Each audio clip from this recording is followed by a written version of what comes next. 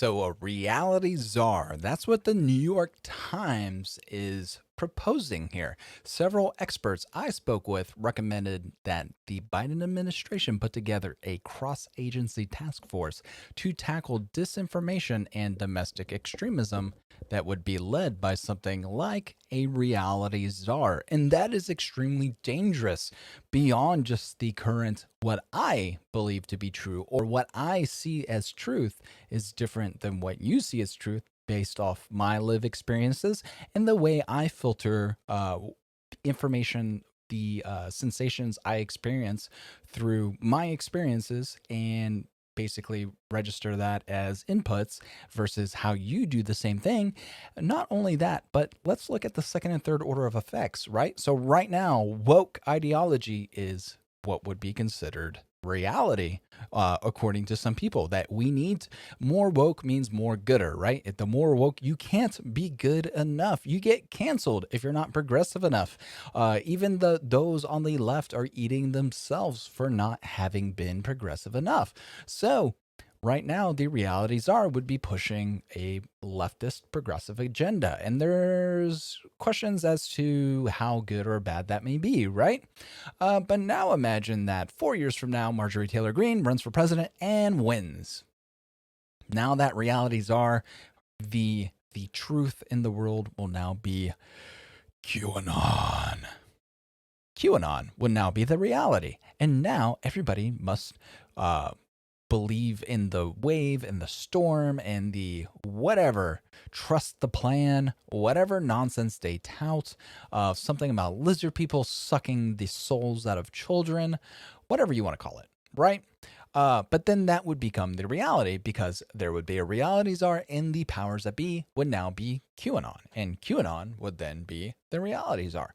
So even though you don't think it could ever happen, there's always a possibility for that to occur, and therefore you should not have a reality czar because you may have people who are in control of what the consensus of what reality should be. The arbiters of truth would determine reality is something that is a loony thing.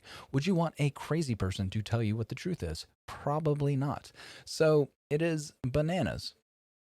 Don't buy into this stuff. It is super easy to think it may be good, but as soon as you ask the question and basically just ask somebody the way I just asked you, say, how would you feel if QAnon won the election in 2024 and now they're in charge of the realities are and what they say goes, and now you have to trust the storm, and if you don't trust that storm, you are considered a domestic extremist spreading disinformation and a national security threat, and you must be put into a camp and deprogrammed, re-educated. You're not safe for the general public. The safety of everybody is at risk because of the disinformation that you're spreading. It would be bananas, right? So don't allow that to happen. There shouldn't be a reality czar because there is not just one reality. You have the reality of veterans, you have the reality of coal miners, you have the reality of tech bros, you have the reality of intellectuals, you have the reality of politicians, you have the reality of progressives, you have the reality of libertarians, you have the reality of anarchists. You have so many different realities and they all kind of mesh together and you kind of just pick whichever one kind of makes the most sense to you based off of your lived experiences. And that's how some people can fall into some of these traps of conspiracy theories and whatnot.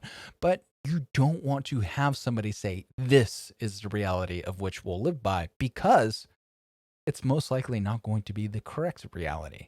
And if you are going to have one person determine what the correct reality will be, you always run the possibility that that there is a very good possibility that it will either A, be the incorrect reality today, or will eventually the person who will be in charge of that reality will then basically push the wrong reality. They will lie to you and tell you it's the truth.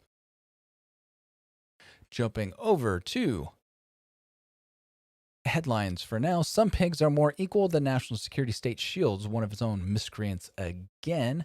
I'll be talking about the Ron DeSantis, I'll be crushing on him a bit. I'll show you a video of him talking about big tech censorship. The Netherlands extends their lockdown curfew at least a month. And finally, Pennsylvania Secretary of State resigns over ballot initiative error. So let's get started with the national interest. While national security insiders are routinely given the kid glove treatment that Sandy Berger, David Petraeus, and Kevin Kleinsmith received, the experiences of whistleblowers who dare expose even the most blatant misdeeds by those agencies are different indeed. The shocking double standard with respect to violations of federal law committed by members of the national security bureaucracy compared to similar offenses by whistleblowers is on display once again.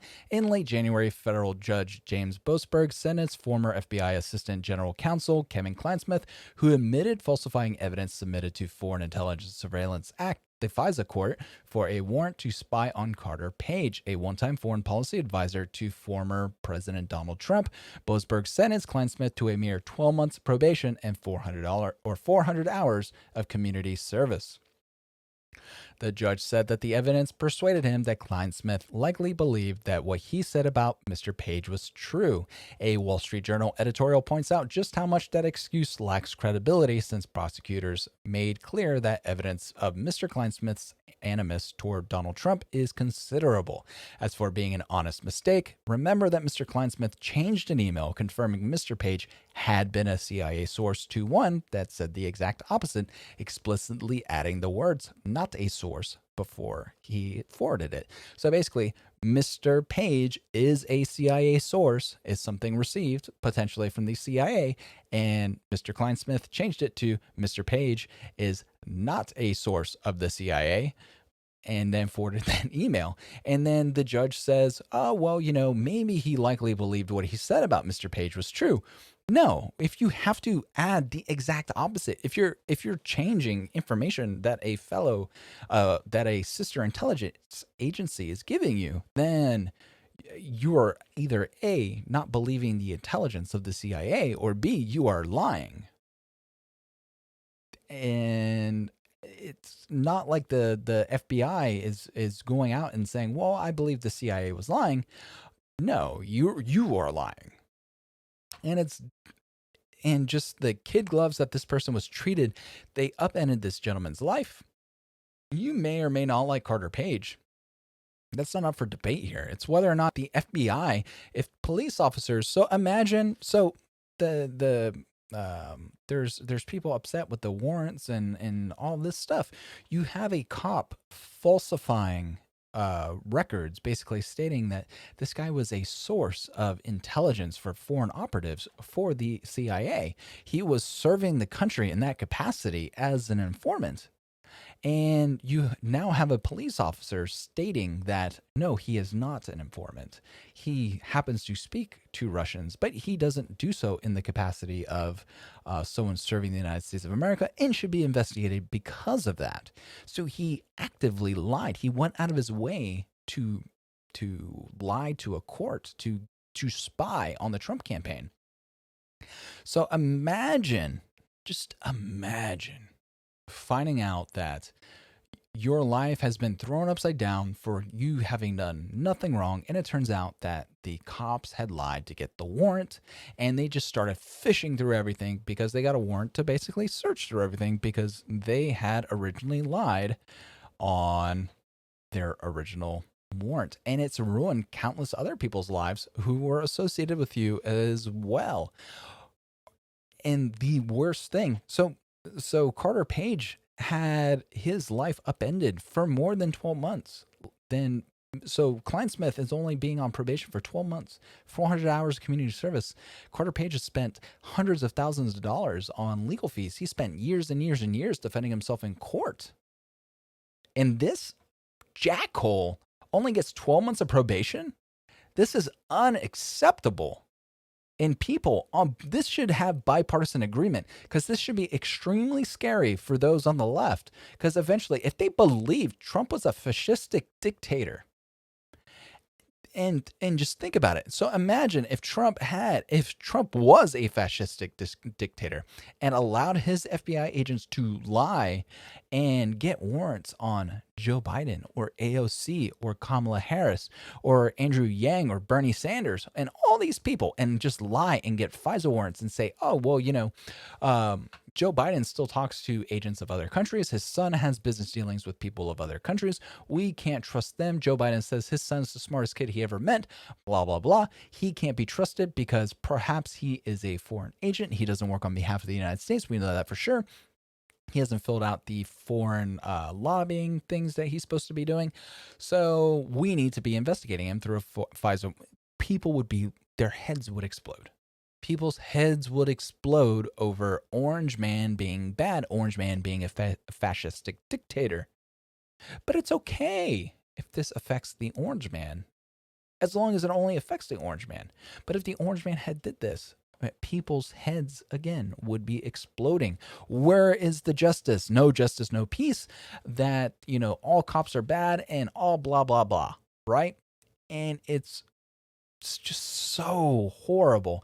And this sets such a bad precedent that an FBI agent can falsify intelligence reports and it could falsify information received from a sister intelligence organization, lie to a court, and then spy on a campaign of a presidential candidate, ruin somebody's life, and then only be held responsible for being told, well, maybe he actually believed what he said. Maybe he believed his lie. Maybe he had Trump derangement syndrome so bad he believed the lie he was telling. You know what? I believe that I'm made of gold. I can believe that to the deepest fiber of my being. I can believe I am the Pillsbury Doughboy. I believe that I am just made of dough. I wear a chef's hat all day, deep to my core, and if you poke my belly button, I go, woohoo! But it doesn't make it so. And that's the argument here. The judge should have thrown the book at him because not only was this politically motivated, he abused the FISA court to spy on a U.S. citizen. And that is extremely dangerous. If they're willing to do this to Trump, they're more than willing to do it to you. And they're willing to do it to anybody who happens to speak against them. You even had the likes of James Clapper saying even libertarians are a national security threat. So imagine going to the FISA court and saying anybody who self-identifies as libertarian needs to have a FISA warrant, FISA warrant taken out against them so we can investigate them for domestic terrorism threats, domestic extremism. We need to keep an eye on them. We need to keep an eye on these extremists, but they're a political party. It's not some faction ideology. It's actually just a legitimate political party. The libertarians, taxes are theft. They're libertarians. And eventually it's going to go more mainstream than just libertarians. And again, it's the second and third order effects of everything that's going on. And this is extremely dangerous. And this slap on the wrist, they needed to throw the book at this and at this man. They needed to teach the FBI a lesson here, basically saying, if you lie and you abuse this, you are going to be treated worse than an enemy of the state, because at that point you are an enemy of the state. You are asking to use the intelligence apparatus of the United States of America to spy on U.S. citizens merely because you disagree with them politically, because you disagree with their political ideology. That is bonkers, friends. All right, let's crush on Ron DeSantis for a bit, friends. See that there's no requirement for those that are posting on the internet to have any, any kind of regulation or any kind of, accurate portrayal of events, because a lot of this is, the deplatforming seems to be driven by somebody did something that provoked the platform's attention. Well, I think it's been done in a way that's completely unprincipled. They mentioned the Hunter Biden. Hunter Biden story was true. Okay, we now know was true. And the typical corporate media outlets, they just chose to ignore it. Obviously, they wanted to beat Trump. They had a view on the election. They didn't want to give it any air. So we rely on social media to go around that, not let corporate legacy media outlets control the discourse and let us speak. So you had the New York Post to run it. and you couldn't get any traction. You couldn't get any reach on it because big tech put their thumb on the scale. So that was true. What they said at the time, oh, it's a conspiracy, or it's based on hacked information. Are you kidding me? You're trying to tell me if there was hacked information that could damage me, you guys wouldn't print it? Give me a break. You can whiz on my leg, but don't tell me it's raining. You guys would print it every single day if you could. And big tech would allow it to proliferate every single day, 24/7.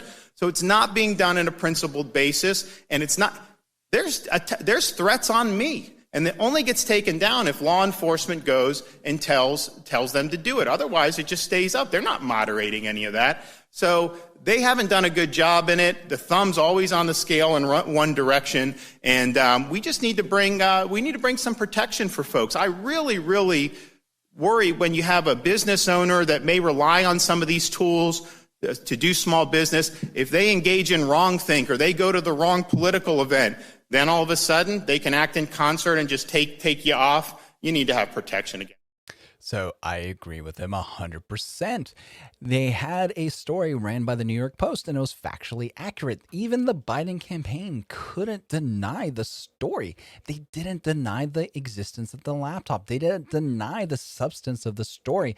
Joe Biden's defense was, my son did nothing wrong. He didn't deny what he said. He said, well, he didn't even say my son did nothing wrong. He said my son did nothing illegal, which is kind of a big difference, right? So you can have done something morally wrong, but not illegal.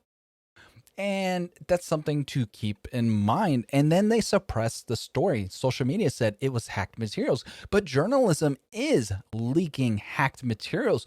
If you don't leak hacked materials, if you don't spread information that doesn't want to be spread, then you're just a PR agency for some government, some corporations, for some company, for some person, for some brand. You are not a journalist. You would just be a mouthpiece touting whatever they want you to say. If the New York Post was just saying that the Hunter Biden story wasn't really a thing and that there was no such thing as a laptop and they allowed that story to run, and that was because Joe Biden told him to run that story, they would have been the PR agency. They basically would be doing Jen Psaki's job for her. So I don't understand. May as well just have all the bylines written by Jen Psaki for all these news organizations if that's all that's going to be done. I'm old enough to remember 5 straight years of leaked audio, leaked documents, leaked unnamed sources, blah, blah, blah, from the Trump administration, from recordings of Trump, Melania, the kids, people around them, of conversations, leaked emails, quotes that had never happened with even people who hate Trump, right? The suckers and losers things of Trump, and they ran on it. That was a lie. Even John Bolton came out and said, well, you know, I hate the guy. I'm making millions of dollars over how much Trump is bad, right? But that's not true. Trump never said that. That's actually not a thing. But the mainstream media was still peddling the lies. But as soon as there was a story that would hurt Joe Biden, everybody locked down. They closed ranks to protect Biden. They protected the precious because the precious needed to be the president.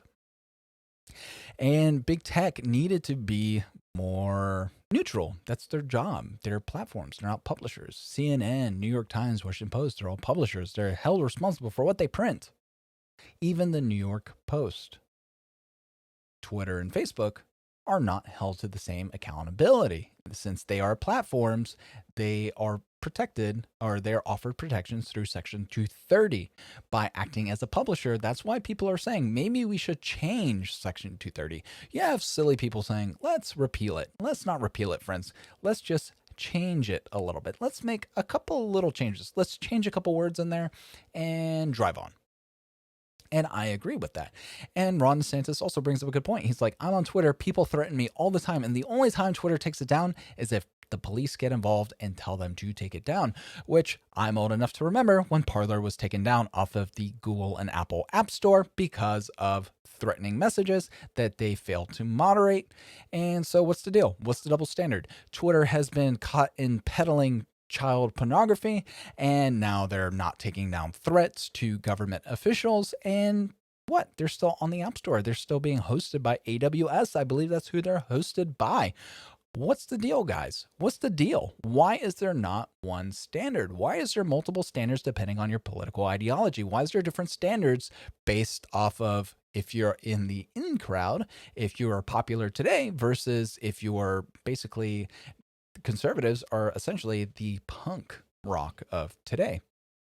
Let's jump over to the hill. Netherlands extends lockdown curfew at least a month. Dutch Prime Minister Mark Rutte extended Netherlands lockdown measures on Tuesday for a minimum of a month, saying that the tighter restrictions were needed due to the new COVID-19 variants. The continued lockdown restrictions include a 9 p.m. daily curfew and restrictions on occupancy levels in businesses and public spaces, along with closures for places such as indoor entertainment venues, retail outlets, restaurants, bars, and cafes. The extended lockdown, which will continue until at least March 2nd, comes as worries mount over coronavirus variants first identified in England, which Dr. Fauci said there's no need to restrict travel from the UK. Now, the whole world is freaking out about this, friends. I said, hey, Fauci, maybe we should limit travel because let's be a little xenophobic. It's okay to be a smidge xenophobic. It's okay to be a touch prudent. We don't know what's going on. There's a new variant. Maybe we should pump the brakes and figure out what's going on before we make the same mistake a second time, which officials believe is more transmissible. The Public Health Institute deemed the drop in new cases to be a result of the stringent they're talking about the lockdowns.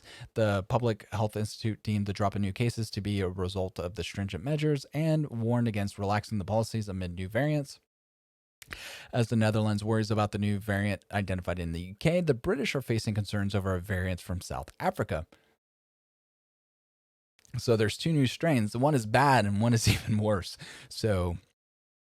And the vaccines don't seem to be as effective for the South African variant. I believe the AP reports that in some communities, house-to-house testing is being conducted in attempt to cease further spread. The Netherlands has been on a tighter lockdown since mid-December and imposed the curfew more than a week ago. The country has recently seen some clashes between police and anti-lockdown protesters. And there's probably going to be more. To be honest, if you're doubling down on it and you have people protesting in the Netherlands, if you have people protesting in Europe, they tend to be a little more polite than in the United States, and they're willing to burn down the Burger King. They're willing to burn Vespas. They're willing to get in fights with the police. Then they have a problem with what's going on, and it's only going to get worse. And by doubling down on this lockdown, at a certain point, people will go, I understand that there's a risk. You need to allow us to work because guess what? Yeah, we might get sick and yeah, we might die, but we will die if we can't eat. We will starve if we can't buy food. We can't live like this. This isn't living. So I understand why they're protesting. And I think it's only going to get worse in the Netherlands. I think it's only going to get worse around the world. Let's jump over to Pennsylvania. And before I hit this last story, how about you smash that like button, subscribe to the channel if you haven't already, share this video if it would really help us out. And if you'd like to contribute to the show, please go to notcensoredyet.com/donate. You'll find links available to contribute to the show.